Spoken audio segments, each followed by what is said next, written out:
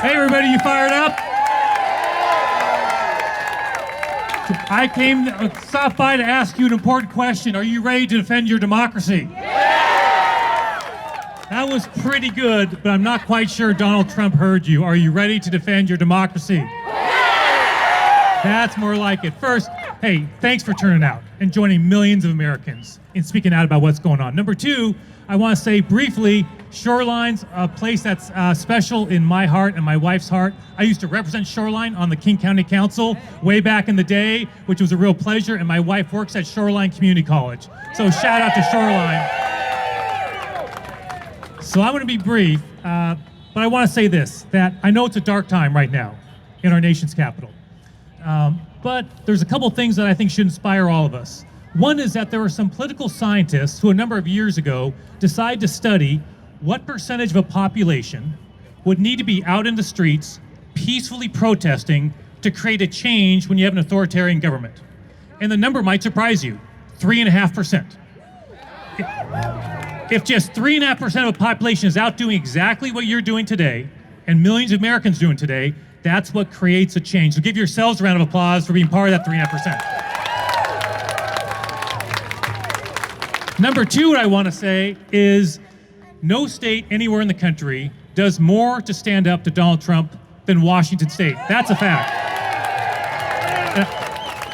I'll prove it to you. Back in 2017, his first month in office, the first state to take on Donald Trump in court and the first state to beat Donald Trump in court was Washington State. In 2025, the first state to take on Donald Trump in court and the first state to beat Donald Trump in court was Washington State. So I want you to know there are lots and lots of hardworking people in state government, organizations, people like you working really hard to stand up to what's going on back in our nation's capital.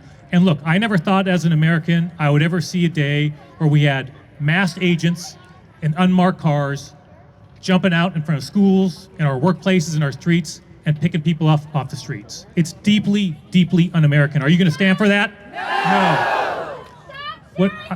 What I also want to say, by the way, no state does more to stand up on that, by the way. Zero state does more. Nope, zero. I appreciate that, but that is incorrect.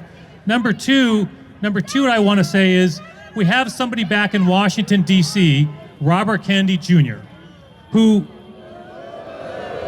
I wish I could say the guy was a crank, but he's in charge of public health in our country, right? It's a problem. In Washington State, we don't just sit still when that's going on. I joined up with Tina Kotek, governor of Oregon, Gavin Newsom, great guy in California, and we formed the West Coast Health Alliance to strip ourselves away from the chaos of D.C. and go our own way when it comes to public health, right? That is how you move forward on getting away from the chaos. And guess what? When we provide guidance now in Washington State on vaccine schedules, we base it on something that they don't do in DC. We base it on science, right? That's how we do it. One more thing I'll add is the day after we made that announcement, the governor of Hawaii, Governor Green, who's an actual doctor, by the way, he sent a text message to me, Governor Newsom. Governor Kotek said, hey, can Hawaii join you guys? We let him in. All right, last thing I'm going to say. I got a letter a little while ago from, thank you very much, from Pam Bondi. Thank you. I encourage you to check out this letter, by the way. She wrote me a letter directly to me as governor, and she said, if we don't in Washington State eliminate a state law we have called the Keep Washington Working Act. This, by the way, was a law that we passed that prohibits local law enforcement from working with ICE to pick people off our streets, right? So that's what goes on in Washington State. Local law enforcement cannot coordinate with ICE. That's against the law here in Washington State, and we enforce it.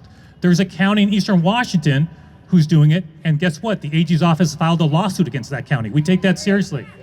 Pam Bondi sent me a letter saying if we don't eliminate the Keep Washington Working Act, she said she would hold me criminally responsible for that. True story. She cited criminal statutes. Think about how outrageous that is, right? Writing to an elected governor and the U.S. Attorney General and saying, we're going to file criminal charges against you. So look, I sat down to write a response to Pam Bondi, okay? I wrote every word of that response. It's about 3 pages long. I won't bore you with a 3-page letter because I can summarize it in 2 words. Hell no. Not gonna happen, not doing it. And as your governor, I want you to know, we will never, ever, under any circumstances in Washington State, ever bend the knee to Donald Trump. Thanks for being here, everybody. Appreciate it, thank you so much. Thanks, everybody.